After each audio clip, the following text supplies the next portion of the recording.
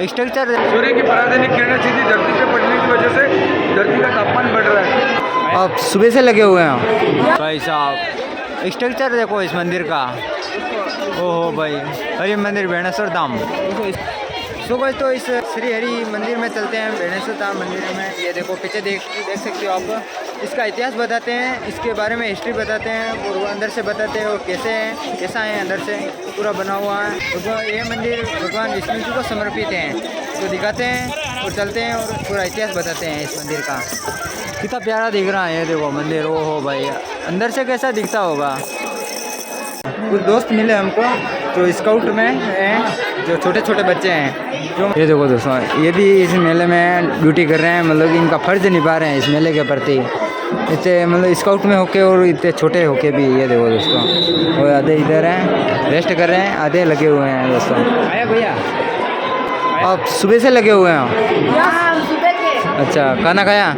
हाँ, खाना अभी हम बारी बारी से जाते हैं, कैंप में खा के। अच्छा अच्छा। और यहाँ पे लोगों को सहायता करते हैं और जो उपाय होते हैं उनको अंदर तक दर्शन करवाते हैं। जी जी। और ये ना लाइनों में लगाते हैं, ऐसे करते हैं। अच्छा अच्छा। बहुत आप मतलब कि इस मेले में फर्ज निभा रहे हो? सफाई के बारे में, फिर अनुशासन, मतलब जेब कतरों से सावधान रहो, ऐसा बताते हैं। और जेब कतरों मंदिर में कोई चोरी ना हो ना, उनको बताते हैं। अगर चोरी होगी तो बड़ी पुलिस को बताते हैं। Thank you. तो फाइनली हम आए हैं बेणेश्वर धाम के मंदिर के अंदर। तो ये देखो कुछ इस प्रकार बनाया हुआ है अंदर से, ये देखो और अंदर से कुछ इस प्रकार हैं जो प्रतिमा है ना, जो अंदर से बताता हूँ दोस्तों। ये देखो दोस्तों,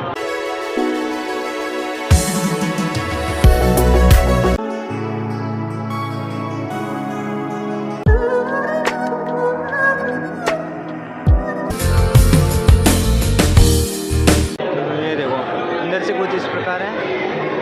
तो मिलाते हैं पुजारी से, उनसे कुछ बात करते हैं दोस्तों। ये देखो दोस्तों, बहुत ही भक्त आए हुए हैं।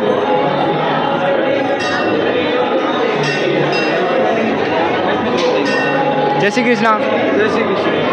इस मंदिर के बारे में आप कुछ बताओगे? आप मेला जो है ये 350 वर्षों से शामला में निष्कलंक भगवान में के मंदिर है और उनकी सेवा पूजा होती है।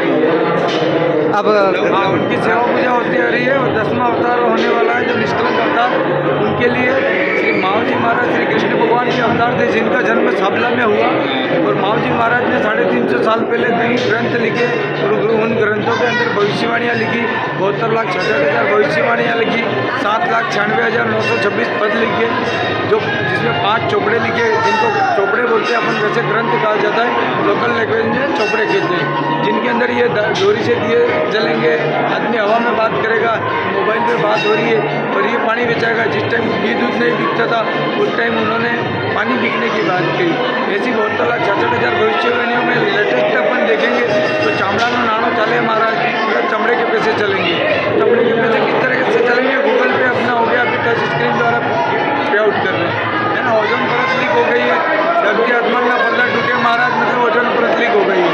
धरती तो तांबावर्णी तब से महाराज, यानी सूर्य की परादैनिक किरणें सीधी धरती पे पड़ने की वजह से धरती का तापमान बढ़ रहा है। और धरती के तापमान बढ़ने की वजह से जो है धरती तो तांबावर्णी तब से यूँ कहा गया है। और उसके बाद में लिखा हुआ है पर्वतगिरी में पानी होते महाराज। तो जब धरती का तापमान बढ़ रहा है तो बड़े बड़े हिम ग्लेशियर पिघल रहे हैं और पिघलने से समुद्र तक की ऊंचाई प्रतिवर्ष बढ़ रही है।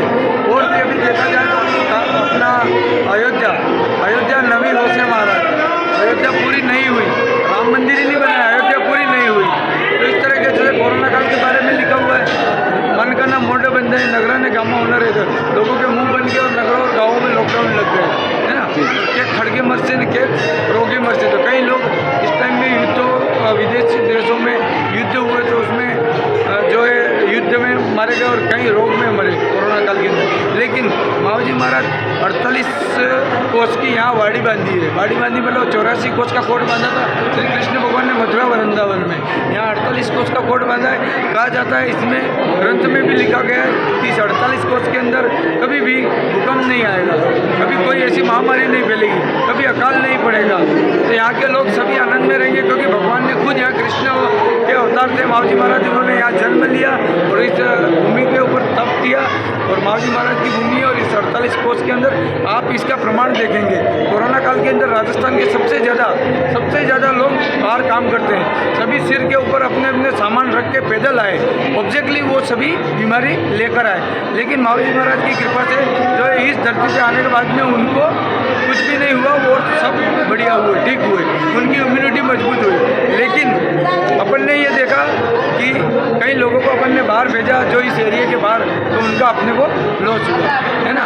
तो मावजी महाराज ने इतने जो आपको बताया कि 72,66,000 भविष्यवाणियाँ, 7,96,926 पद लिखे, 64 राग में लिखे, राग केदारो, राग व्याग, राग डोला, राग मारू, राग बसंत, राग धमाल, इन सब रागों में लिखे। तो मावजी महाराज ने दोनों हाथों और दोनों पैरों से ग्रंथ लिखे, है ना।